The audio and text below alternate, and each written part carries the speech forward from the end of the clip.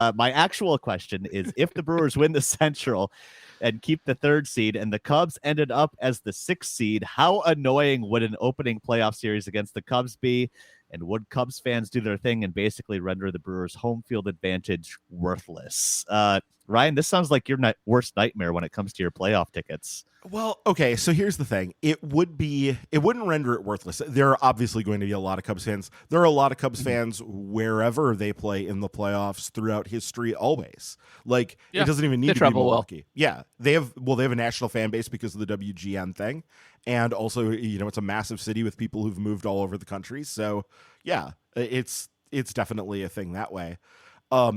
But the thing with the postseason is most of those tickets go to people who are Brewers season ticket holders. Yes, a lot of them will put them up for sale for Cubs fans to grab a hold of. But I think it's less. It definitely would be less than most regular season series that you would see.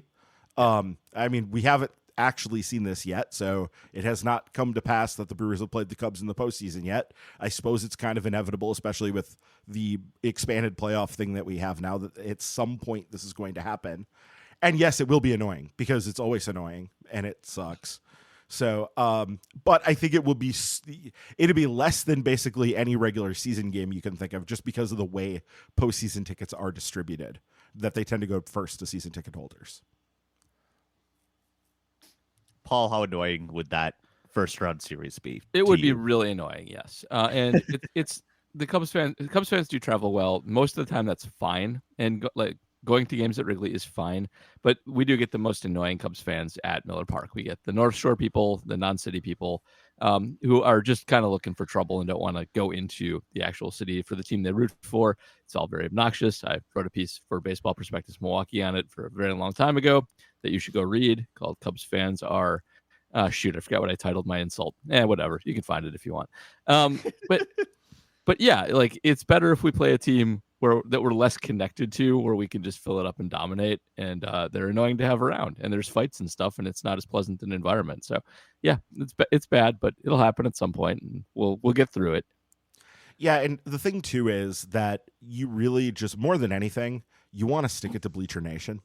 And he's the worst. Like, he is the very worst. Did you see the comment this week?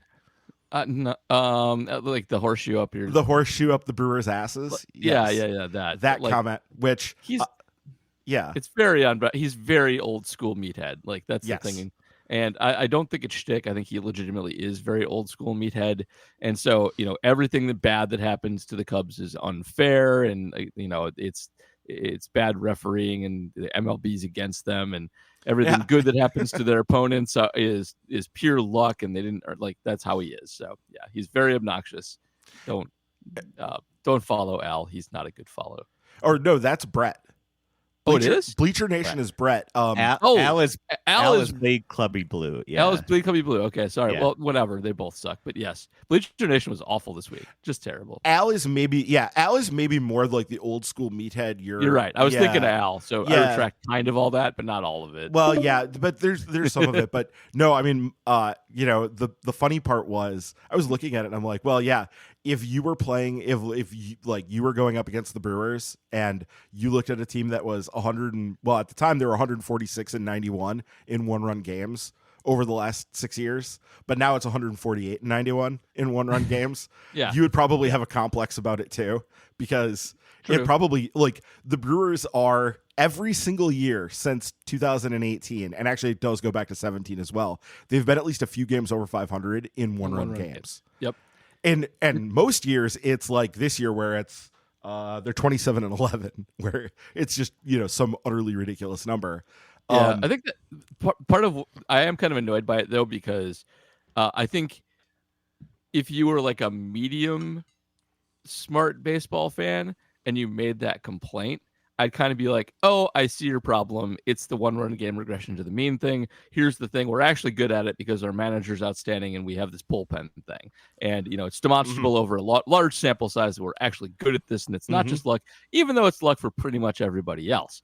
But He's not at that level. It's just nonsense. So you can't even have that discussion. You would have to introduce the concept of luck and run one games to him first, and then go about disproving why that's not the case with them.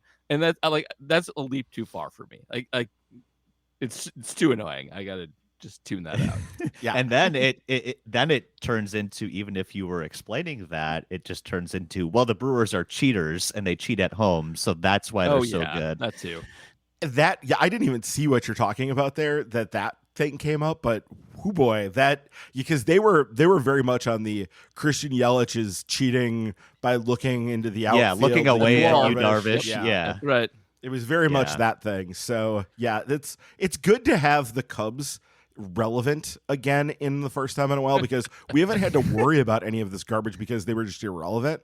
Now we get to get those hate juices flowing again and be like, yes, that's right. I remember we hate these guys because they're super annoying.